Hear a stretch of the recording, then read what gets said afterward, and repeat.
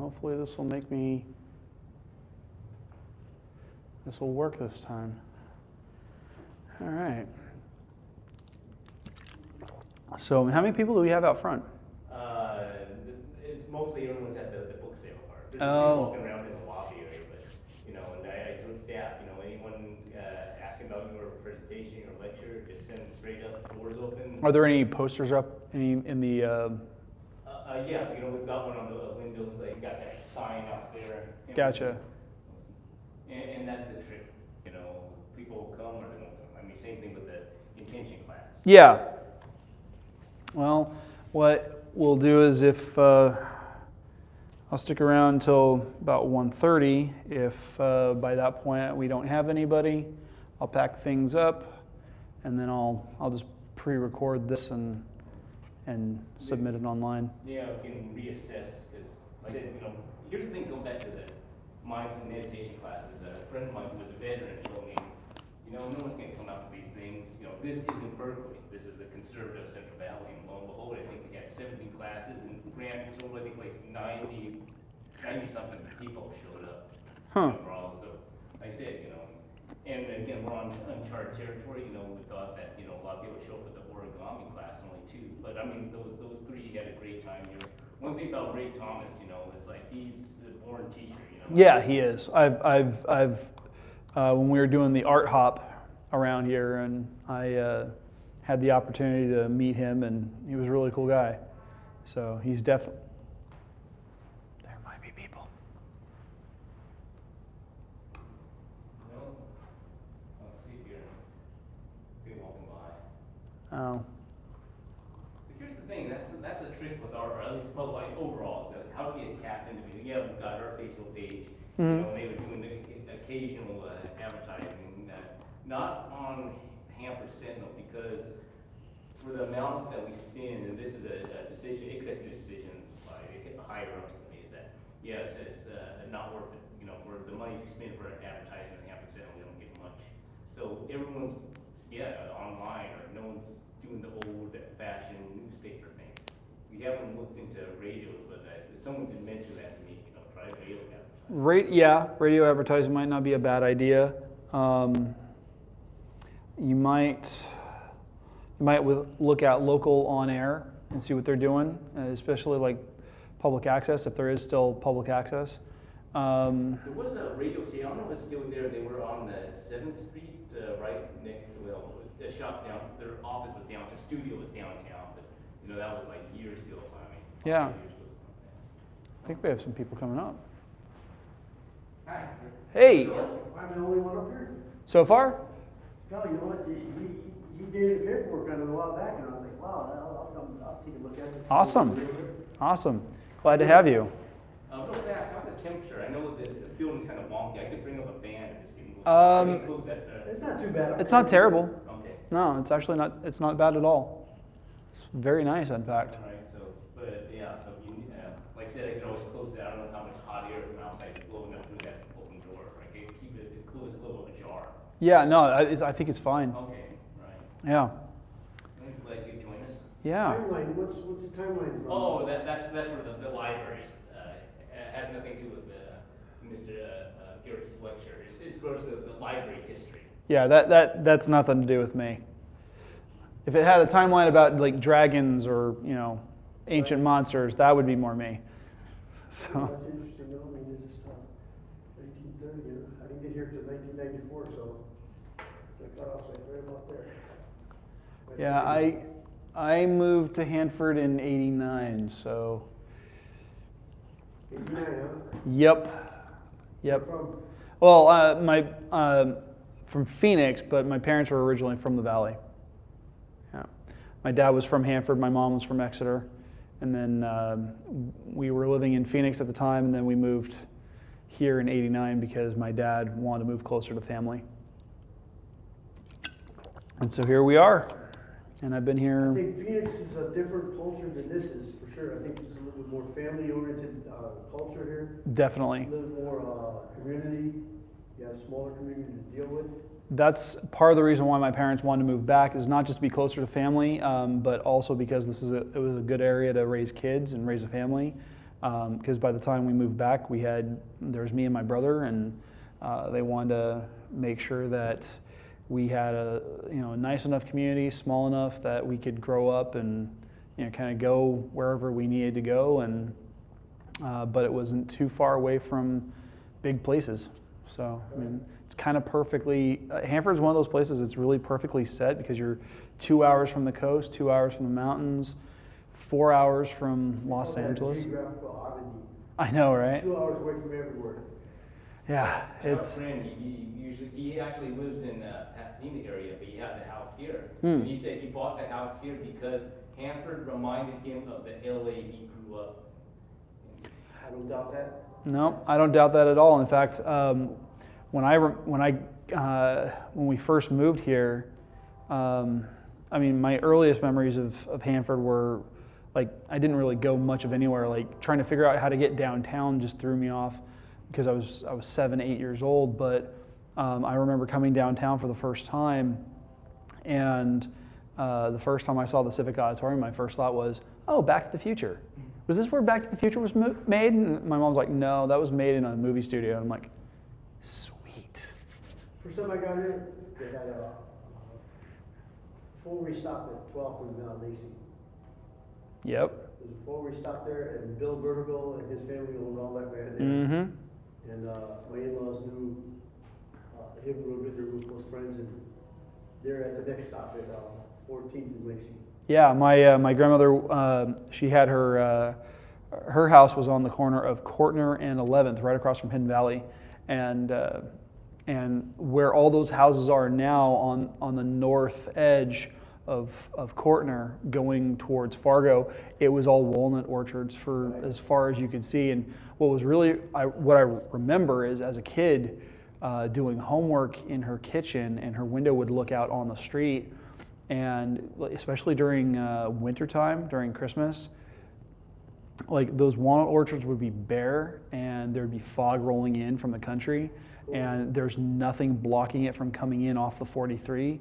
And it was just it reminded me of the Legend of Sleepy Hollow. Yeah. Just all the imagery, and I'm like, I kept half expecting the Headless Horseman to come charging down one of the rows. I'm like.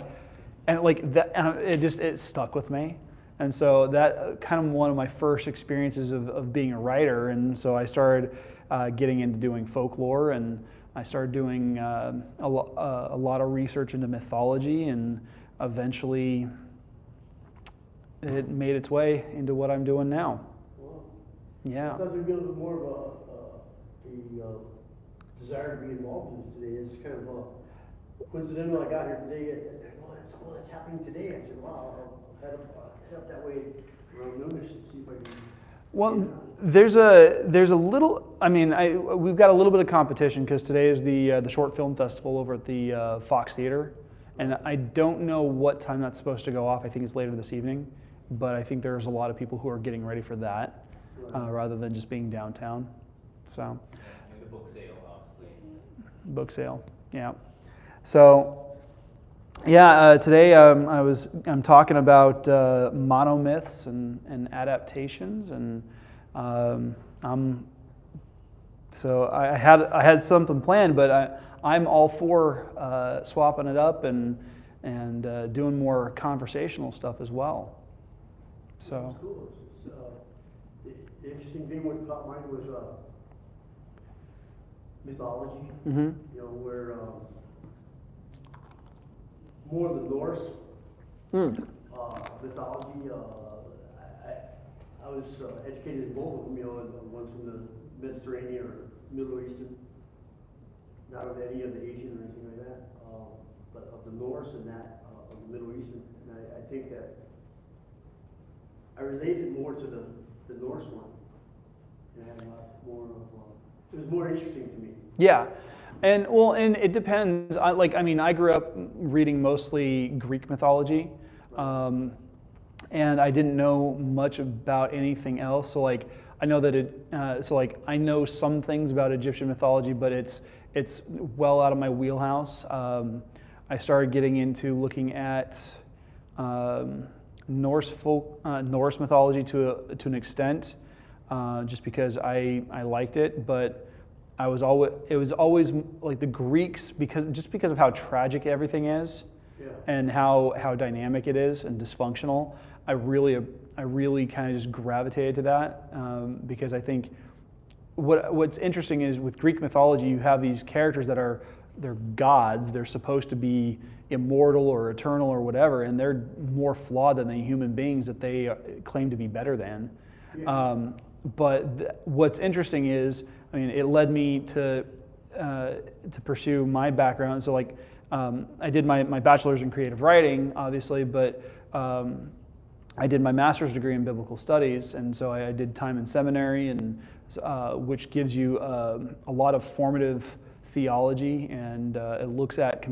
There are some elements of it when especially when you're starting to look at the structure and the narrative of the Bible, where you start seeing some comparisons brought in with like ancient Babylonian mythology and any other folklore or legends from the ancient Near East, which includes what is now parts of Israel, Lebanon, Syria,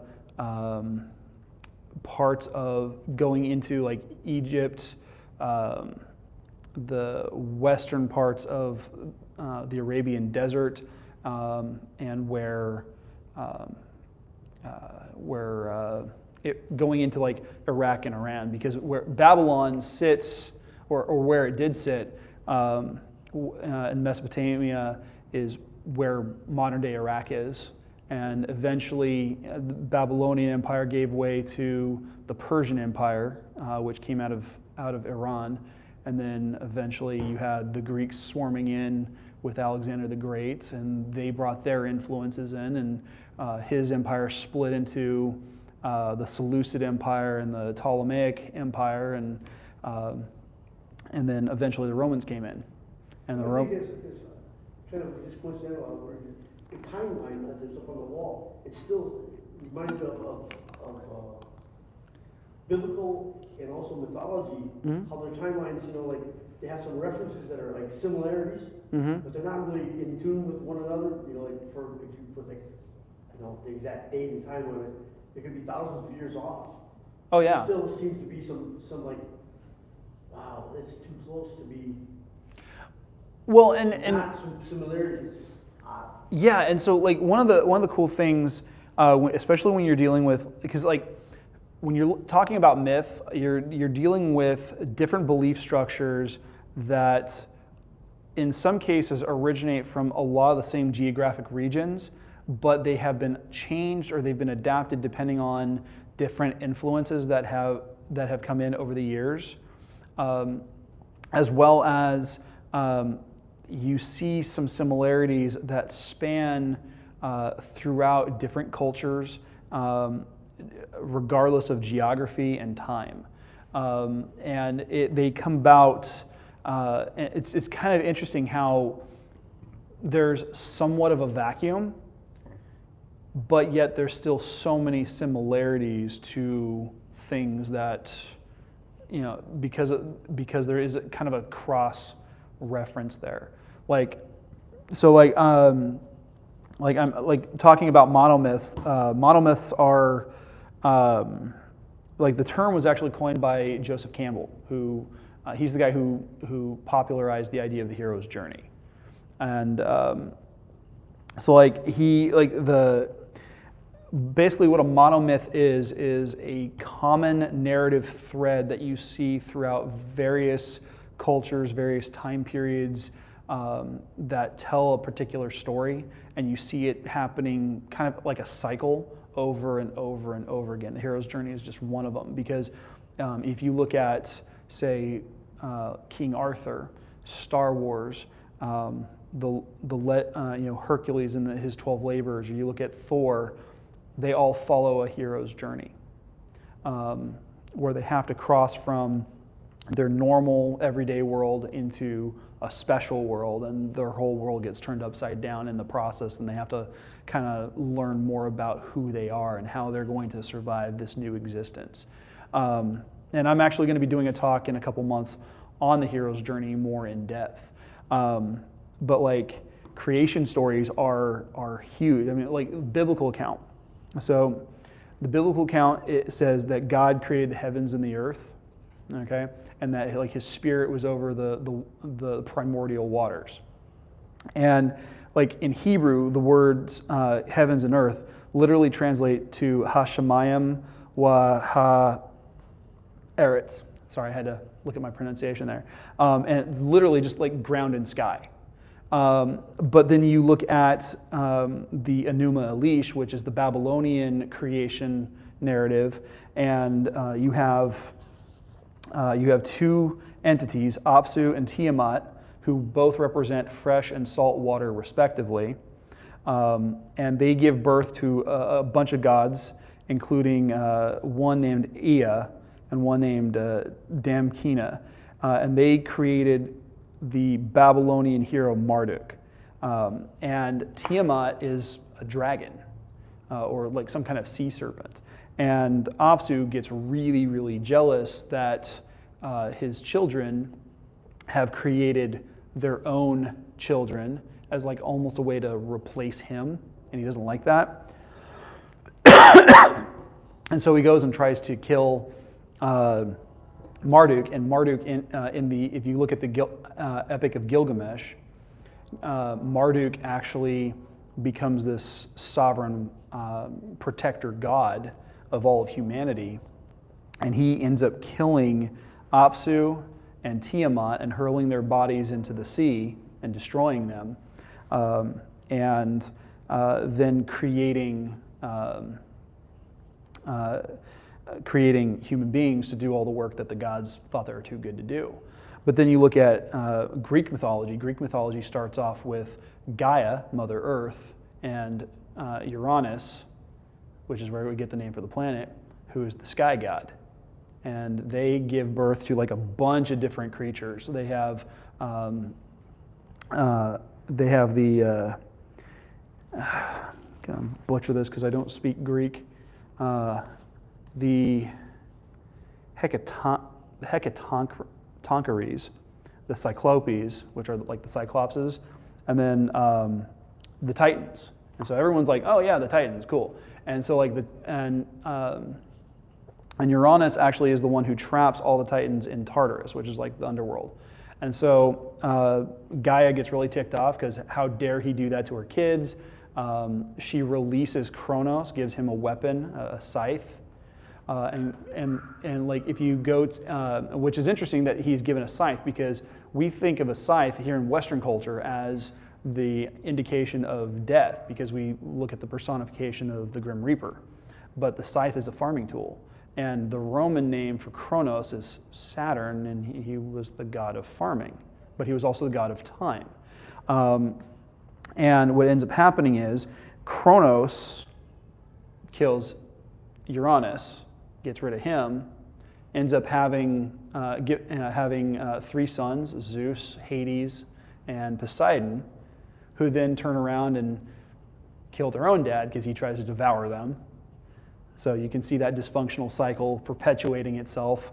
But you see these similarities of earth and sky, primordial seas, being a big thing, because like if you look at the structure for the Greek mythology, I mean Gaia, earth, Uranus, sky, but then you have Zeus, who's the lightning and thunder god. He's the god of the storm. You have Poseidon, who's also a god of the storm, but mostly the seas and the oceans. And then Hades is the god of the underworld, which in a lot of ancient cultures, if you go I was telling Sherman, if you go underwater, it was considered being dead. That's why like the concept of baptism in Western Christianity is such a big deal, because it's putting to death that old self and being risen and resurrected as something new. Born again. Yeah, exactly. And so there's a lot of cycles like that. The creation stories. I was researching a ton of them. Even like you look at the Japanese creation story. It's all about these two sky gods who dip a spear into the waters, the primordial waters, and they create an island, and they go to live on this island, and they get married, and then they start creating more islands, and eventually they get separated because the wife eats this particular type of fruit. It prevents her from being immortal. She dies and becomes the personification of death. And so she gets trapped into a cave to separate life from death. So One question. Do you feel that there's any of this relationship of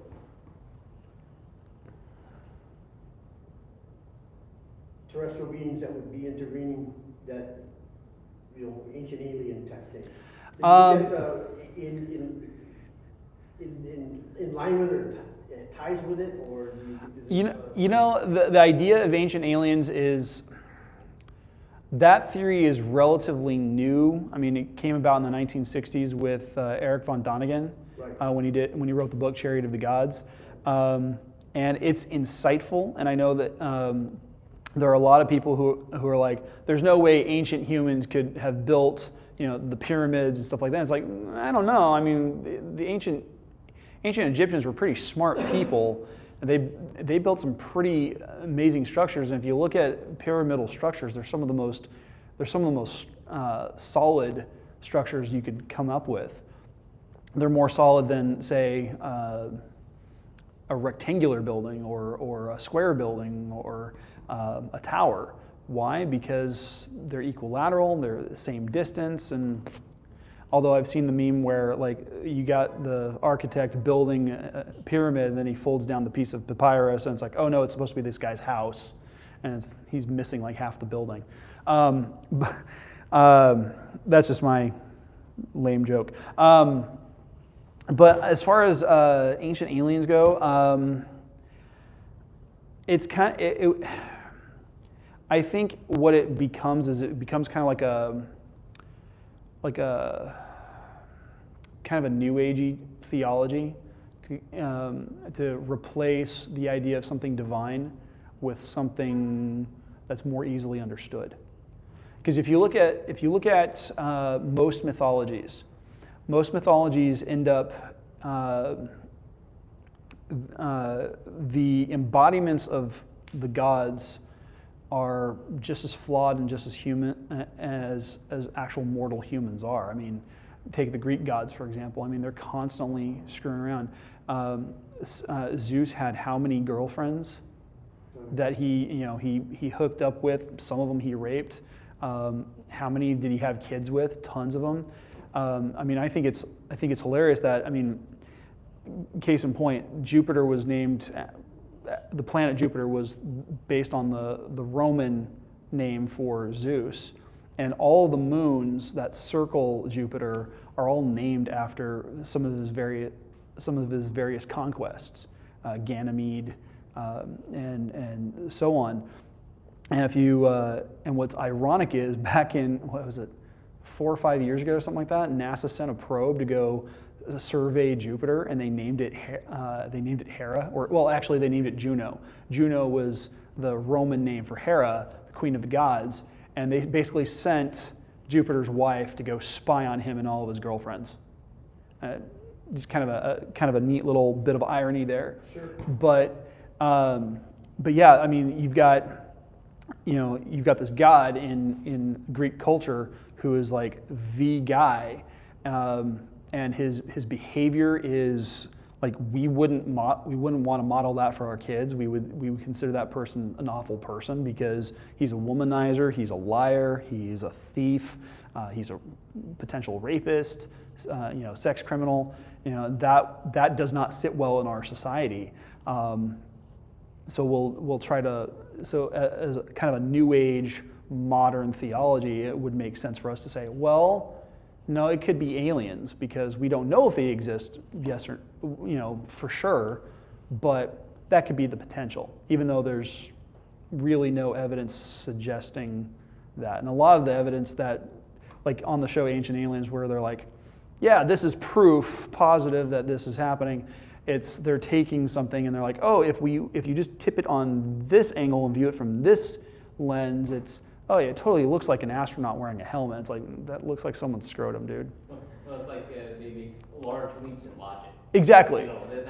That headdress That looks like a space helmet. Yeah, exactly. Oh, and then there's like the guy who runs that show, Giorgio Tsoukalos. Like, he's an interesting character because like you look at his background, and while I'm sure he's got some kind of like doctorate degree now, like his original degree was in like sports writing or something. He's a wrestling of the management or something. Yeah, it had something to do with sports, and I'm like, how did you get into? It's like he read Eric von Daniken's book, and he's like, oh, I have to believe this. Spectacularism, that's what it seemed like he was involved in a lot of spectacular items, where Yeah. I think it was like Showy, WWE SmackDown. That's what I think it might have been, that's where I think his name. Yeah, and so yeah, but I mean, but you see them. You see these same myths crossing paths all the time. I mean, like you got Messianic figures, for example. Messianic figures pop up frequently in variety. I mean, obviously, the story of Jesus is going to be it's the prime Messianic story because, I mean, that's where we get the term Messiah. So look in the world. Yeah, that's one of my favorites. But if you look at the Hebrew word means savior, or for the most part, and there are multiple times throughout the Old Testament where the word is used, where the article that is put in front of it in Hebrew means a Messiah, not the Messiah. So case in point, the first chapter of the book of Ezra, when it's describing Cyrus the Great of Persia, releasing Ezra and giving him free reign to go and rebuild the wall around or the temple in Jerusalem, because Nehemiah was the wall builder. He funds all of that, but the description in Hebrew in that passage is describing him as a Messiah, even though he's not saving anybody. It's just he is freeing them from bondage to go do what they need and live the way that they need to live. The judges, I cannot remember what the word in Hebrew was for judge, but a synonym for that is Messiah. But it's not used in the same like uppercase or capitalized Messiah as it would be for Jesus. Like Samson, for example, is a great example. Because if you look at the book of Judges, you've got all these people who are coming in to rescue and save Israel from being held hostage by all these other cultures that they have kind of just bought into and then got enslaved by. But Samson, he is. So like kind of let me back up here because like early on in the book of Genesis chapter 6 they talk about the Nephilim, and the Nephilim were supposedly like sons of like fallen angels or something like that, like angels that had come to earth and had copulated with human women, and they have these offspring and they become like giants and famous warriors and stuff like that, and famous hunters.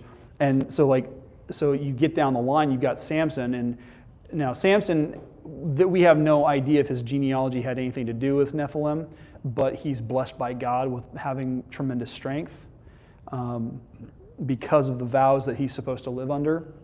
And he goes through and he has a variety of different tasks that he ends up accomplishing poorly. He does it poorly, violates most of the rules of the promise that he's supposed to uphold, like touching dead bodies, drinking. He's not supposed to do that. He ends up taking at least 2 different Philistine wives, Delilah being one of them. And so he does everything wrong, and it comes back to bite him in the end. But he ends up sacrificing himself to destroy the Philistines and save his people from bondage. You see that happen with Hercules in Greek mythology. He has the 12 labors. He's in each of these labors. Some of them involve killing beasts like a lion. Samson killed a lion, and he had this tremendous strength. But during the 12 labors, in the process of that, he ends up having to give his life to save a bunch of people. And then you were talking about Norse mythology. The story of Ragnarok. The story of Ragnarok is focused on Thor. He's a demigod just like Hercules, has incredible strength. He is the god of the storm, and he's humanity's protector on Earth. He has a love for human beings and for mortals, and so he spends more of his time on Midgard, on Earth, than he does in Asgard, and he ends up sacrificing his life during Ragnarok because he's battling Jormungandr, the Midgard serpent. That is, and the Midgard serpent is this representation of this evil presence or evil entity that is just wrapping itself around the world and trying to destroy all that is good and all that is decent, and squeezing all the life out of Earth, and that's what it comes down to. And I mean, Messianic Figures. There's this trope of self-sacrifice and a choice that they have to make throughout each of these different story cycles. To the point where talking about adaptations, Superman actually serves as a modern retelling of that story. He comes from the sky, he comes from the heavens, falls to earth, he lives among us, he loves human beings for the most part. He thinks that some of us are jerks, but he becomes a protector. The symbol on his suit is supposed to be a symbol of hope. He's supposed to be a symbol of hope. He's got the powers of a god. He's got super strength, super speed. He can conjure fire from his eyes. He can do all these cool things.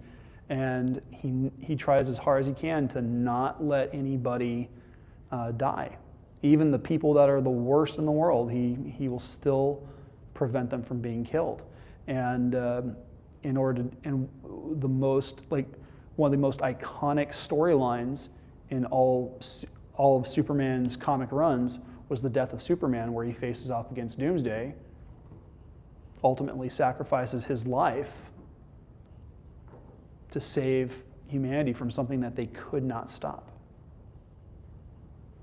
So. Here's I don't know if you've heard this theory that the novel, which was made into film, One Flew Over the Cuckoo's Nest, the Murphy character was a figure of something like that. The crazy inmates were the 12 disciples. I've heard that. That sounds vaguely familiar. I've not actually read through One Flew Over the Cuckoo's Nest. I've never really paid attention to it.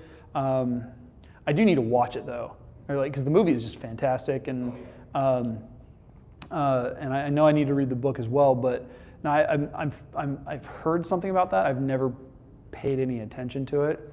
But I would hazard a guess that the way it was written, and they may have used that in the subsequent film, but there was probably some allusion to it, to Jesus and the 12 disciples, because Murphy has, if I recall, at least a dozen people that he's close to throughout the course of the story. And again, in fact, I just recently bought the novel. I've seen the film plenty of times, but so not to give away plot points, but he gets suffocated. He dies. Yeah, and it's not uncommon, and especially with modern storytelling, because things have become so easily accessible. It's really easy for us to pull stuff out and be like, oh, this is something I want to use in my story, or I want to make allusions to this in my writing and stuff like that. And because I do it too. I'm constantly looking at folklore. I'm constantly looking at mythology and trying to see what I can do to incorporate it into my writing. Like the book I'm working on right now for my series, I draw from Algonquin myth to some extent, with a mixture of Norse mythology. For this creature that I'm creating, it's called Venick. It's one part Wendigo, one part frost giant. And I've been having a whole lot of fun with developing the creature. So these things, you hear about them, you read about them, maybe you see it in a movie or somewhere, and it just kind of sticks with you, and you're like, I want to incorporate it.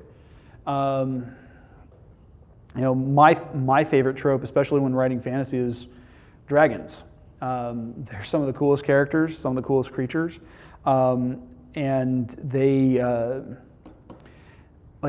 you can, again, just like with a variety of different just looking in general, like monsters and creatures and different kinds of beings, you see things all across different cultures and different time periods and stuff like that. Like vampires are, you'll find some variation of the vampire myth across a variety of different cultures, as far and remote as like the Philippines to Native America to Eastern Europe to you name it, you can probably find it there. They have them in Japan as well.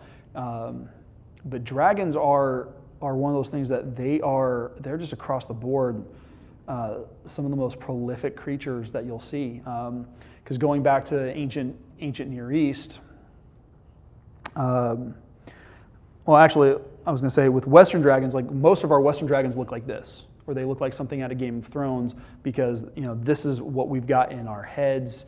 But you go back to like some of the ancient, or not ancient, like the medieval drawings of them, they almost look like dogs or bears or cats or things like that with wings attached to them.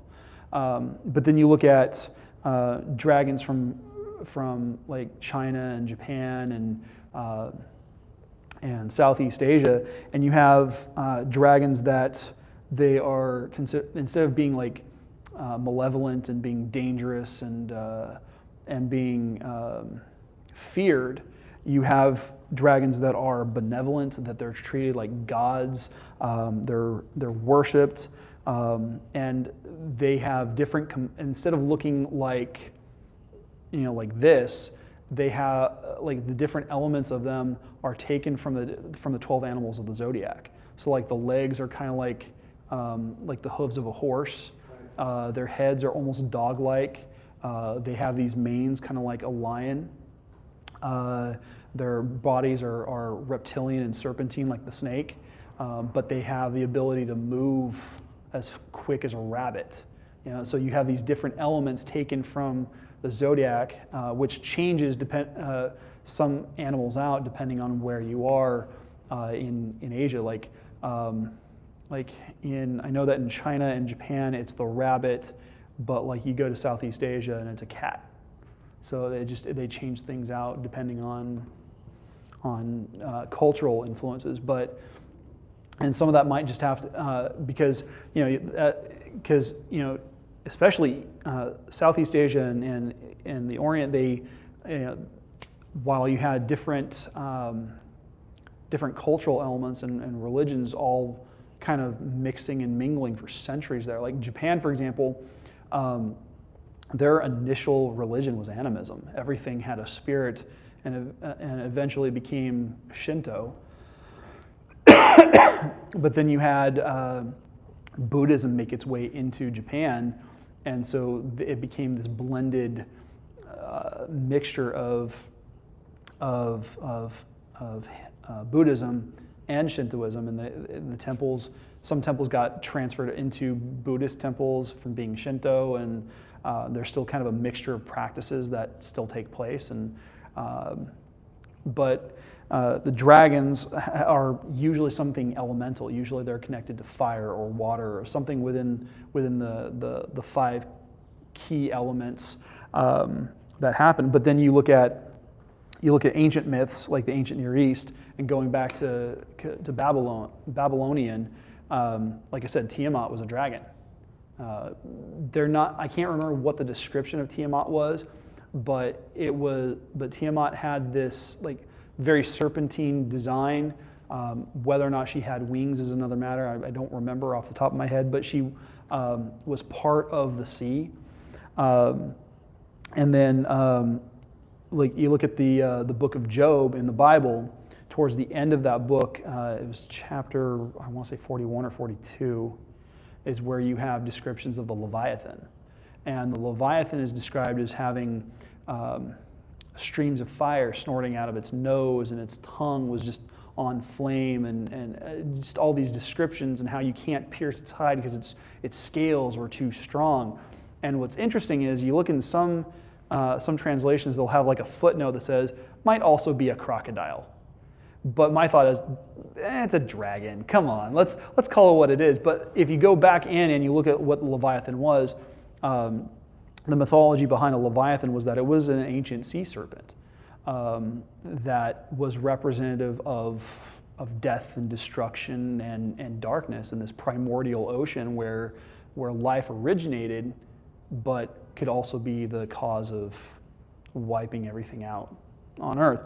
And then again, the Midgard serpent also functions, because in the stories of Ragnarok, the Midgard serpent, encapsulates the entirety of the earth and sleeps underwater. And what's interesting is the way that the story was told. If you look at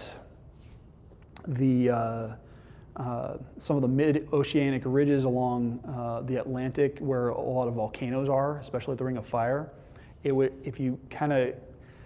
I'm kind of playing loosey-goosey here with the geology and the geography, but if you look at how the Ring of Fire is structured and the mid-oceanic ridges going through the Atlantic, they kind of look like a serpent when you draw a line around and connect them. So it would make sense that the ancient Norse would be like, yeah, there's some kind of gigantic poisonous dragon that's going to squeeze the earth into oblivion. Does H.P. Lovecraft's Cthulhu inventions sort of tie into a little bit? I know it's kind of the... I'm not as well read on Lovecraft as I would like to be, partly because he wrote some really dark stuff, and I worry that if I read that, it's going to really mess with my head. But H.P. Lovecraft wrote some very interesting things, and what's interesting is most of the creatures that he describes are not from Earth. Like, they come from the heavens. Like, Cthulhu himself comes from the stars, and he crash lands on Earth, and he just kind of lives here, feeding off the inhabitants until like a cult is developed to call him forth, because they realize that they want to summon him and end existence, because if they're looking for transcendence. But yeah, I mean, a lot of the creatures that he describes are, especially in dealing with Cthulhu, he's dealing with creatures that are water-based and that are monstrous, and that, I mean, just the idea of looking upon Cthulhu would cause a person to go mad. I mean, it's this 200-foot tall, winged humanoid figure with a squid fur face. I mean, that would creep me out. And there's various movies. I think one only got it right, close to it, is Dagon. I don't know if you've heard of that. I've heard of it, never seen it. Worth watching. It's not too bad. It gets that creepy vibe. Mm-hmm. Lovecraft writes about. So. Yeah, and what's funny is you go back to throughout mythology. I mean, you've got all these monsters that, regardless of what culture they come out of, they're all chimeras of some kind. They're all a hodgepodge of different creatures, things that scare the living bejesus out of us, and which is interesting because like chimeras came out of Greek mythology, or at least the name does. But you actually see real chimeras in existence. Case in point, I mean, the platypus, while it's a non-threatening thing, it looks like it's part beaver, part duck. The males have venomous spurs that they can use to protect themselves, and so it's part duck, part beaver, part snake. Yeah, exactly. What is this thing? And so it's kind of hard to but I mean, you got chimeras all over the place, and so they make for some very interesting monsters. And I think part of Lovecraft, in his style at least, was he was trying to put together something that was indeed really scary and really monstrous. Because, I mean, even the word monster, I mean, it comes from Latin, and it basically means, if I remember correctly, something different, or it means other, or danger. And so it's become a term that has been, it becomes this universal term for anything that is non-human, that is threatening, that can pose a danger, that can kill us, that might wipe out humanity. And authors like Lovecraft were very good at creating these monsters. Stephen King is another one. Like, if you look at some of his books, I mean, some of his novellas, which were, and the ones that were turned into movies, you've got Salem's Lot, vampires; Night Flyer, vampire; Silver Bullet, werewolf; It was a demon clown, which, as far as I'm concerned, all clowns are demons. So I mean, you've got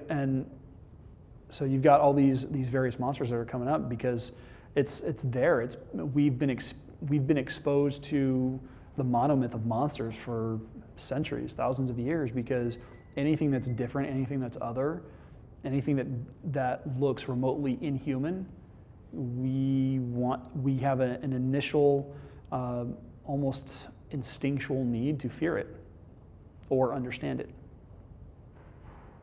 So Destroy it. or destroy it, yeah, exactly. Because I mean, like, this is why people, like, the scariest horror movies are not the ones that have monsters in them, but the ones that the monster's hidden because it's a person. Or maybe, like you alluded to, Stephen King's Christine is a car.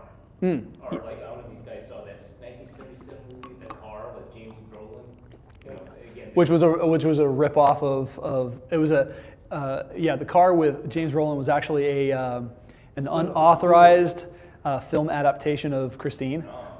I think I could be off on that. Yeah, I don't know when Christine was published, but it had a great soundtrack. The Car. It did. Well, you can't have a car movie without a good soundtrack because you gotta listen to music when you're dealing with cars. Oh yeah, and again, the beauty about that is you never knew it was just a car. Was there a driver who was in that car? Yeah. At least Christine, you could see through the driver by itself.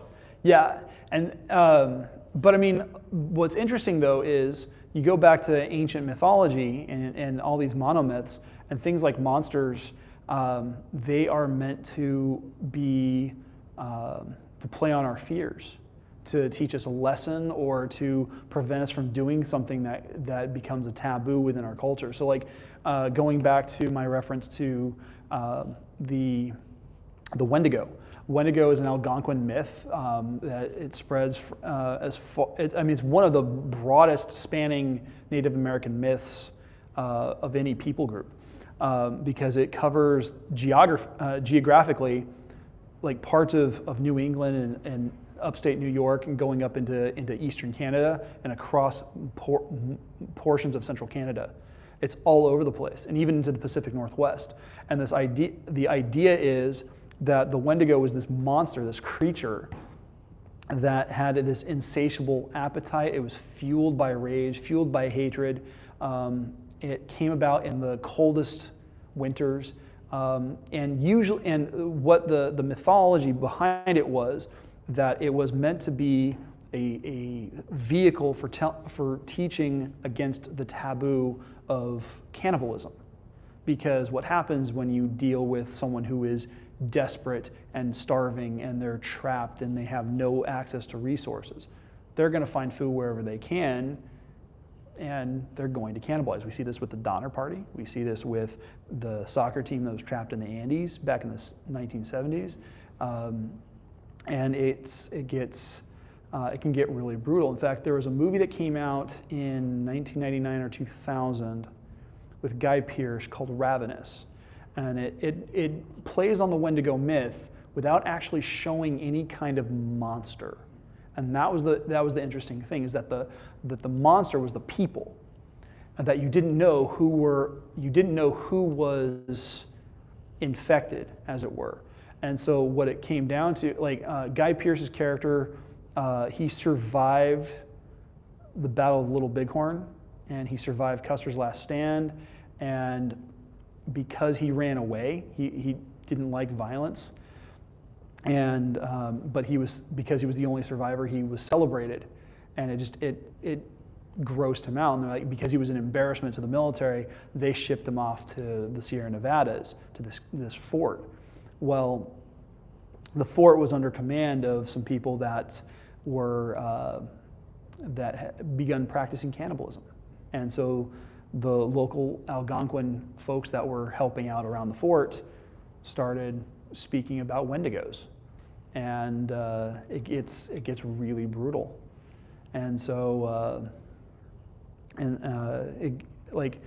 it's a very interesting story. It's very a lot of twists and turns. It didn't do well at the box office, but still, again, like I said, the best horror stories are the ones where human beings are the antagonists, and they're giving into these primal, unnatural urges. But yeah, mythologies like that, like monsters, they teach it. I mean, you go back to mythology of Greek mythology. Zeus was the explanation for why we have storms, why we have lightning. He was hurling it as a spear against Kronos, fighting against time, fighting against his father who was trying to destroy him. Poseidon is in charge of the oceans and how tumultuous and chaotic they are, because he can change his mind on a whim. Hades, he was this dark, brooding character. He's the embodiment of the underworld. He's the god of death, essentially. Aphrodite, she was the goddess of beauty and sexuality, and part of the reason for that is that the sea foam from which she was formed was actually formed from the Kronos' genitals after he was mutilated by Zeus. Or no, I'm sorry, not Kronos, Uranus. It was her grandfather's, or great-grandfather's, bits that formed the sea foam, and from which she formed. And so yeah, you see them being used as ways of explaining how the natural world works. And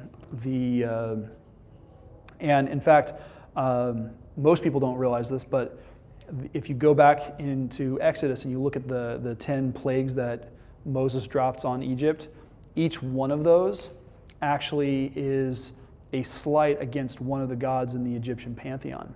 They start with the Nile, because the Nile was worshipped as a goddess. But the swarms of flies and locusts, they actually had a god or demigod who had the head of a fly and the body of a man. Very Vincent Price. Then you had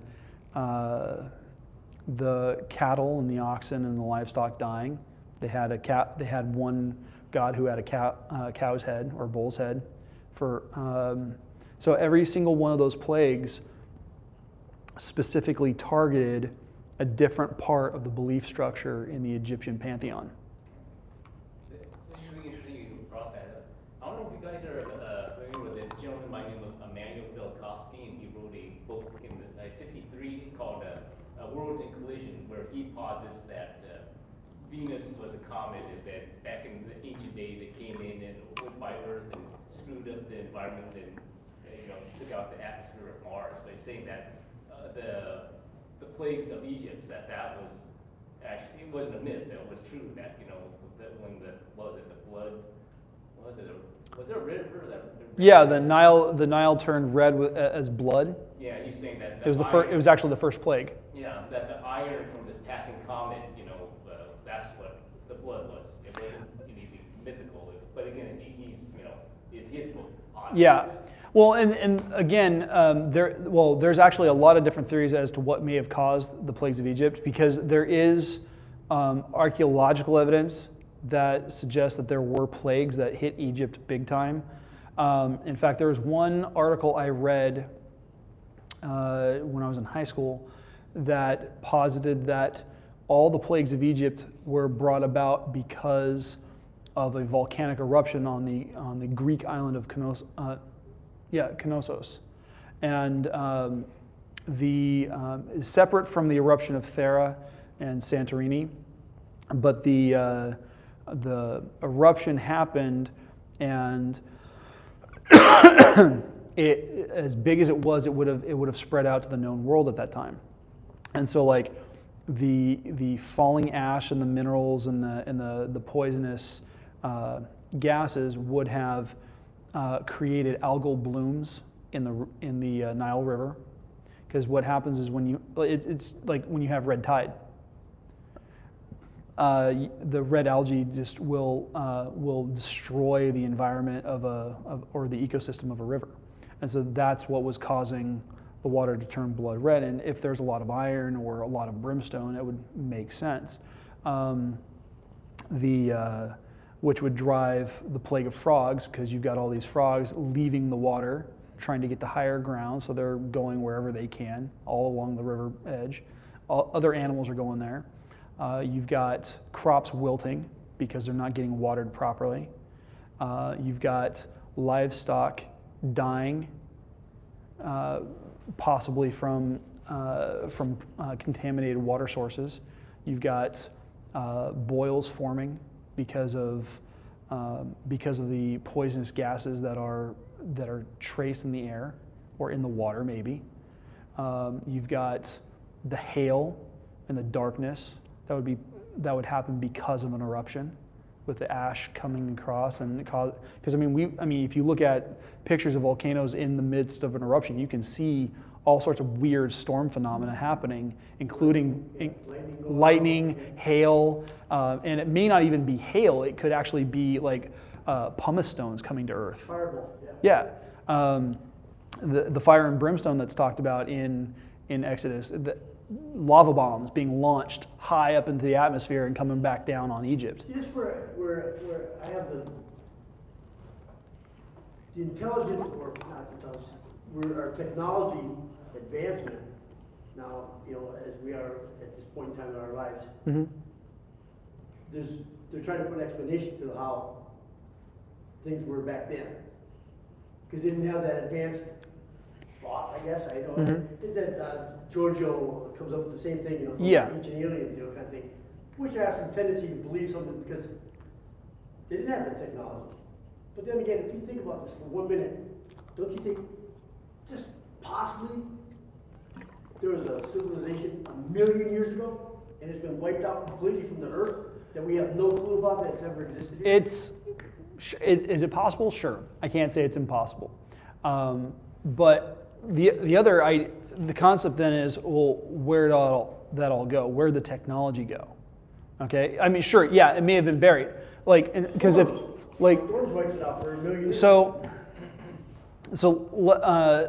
the Halo franchise, talking about adaptations of this idea. If you look at the Halo franchise, the video game franchise, and now it's a TV show and whatever, but if you look at the canon of it, almost 100,000 years before the events of the game series, humans are spacefaring, and our home planet is Earth, or we travel the stars and we have multiple home planets and stuff like that. But what ends up happening is we cross paths with another alien race called the Forerunners. We kind of piss them off because they think that we're trying to invade their territories. And really what humans were doing was fighting another life form, a parasite called the Flood. It's a collective parasite that amasses sentient life. And it basically just absorbs that into its biomass and creates what's called a grave mind. And the grave mind can control individual infection forms and combat forms and carrier forms, and you name it. It's a parasite on the worst level, because it will wipe out an entire planet just in a matter of days. And it becomes a huge focus of many of the games. But the humans were in the series, in that franchise, humans were fighting this war with the flood. They end up fighting a two-front war, one against the flood, one against the Forerunners. The Forerunners beat us, and because they're a little bit more technologically advanced, they regress us to like, not exactly Neanderthal, but more like caveman style. As far as our intelligence, they basically devolve us, and they settle us on planet Earth, and they leave us there to evolve again. They get wiped out because they create the halos, which are a series of weapons that wipe out not the flood, but the flood's food source, which is anything that's sentient life. So anything that has consciousness and cognizance, like the Forerunners, like human beings, or any other spacefaring intelligent society, they would be all incorporated into the biomass of the flood. And so in the 100,000 years in between, human beings go from being, quasi Neanderthal, quasi, Paleolithic, to eventually becoming, some kind of near spacefaring or quasi spacefaring race, hundreds of thousands of years later, and we have no memory of it because it's been wiped from us.